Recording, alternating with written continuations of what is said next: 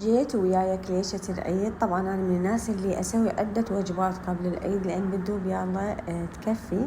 هالمرة سويت أو خليت ويا الطحين أو ويا العجينة جوز هند. أنا قبل سابقا تعرفون كنت أشتغل تجهيزات، فكانت إحدى الطلبيات من البنات رادت إنه العجينة تكون بالجوز هند.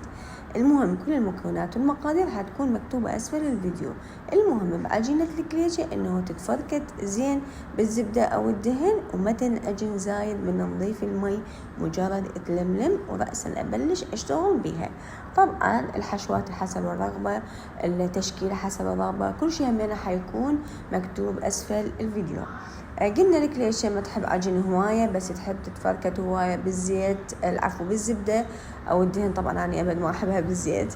ثاني شيء تحب تنشوي بدرجة حرارة 180، بس شرط إنه أنا أحمل فرن كلش حامي، بعدين من أخلي كليشة أخليها بالرف الوسط ودرجة الحرارة تكون 180. ممكن نشغل الجو الفوق سوا، ممكن بس الجو يستوي الجو بعدين الفوق.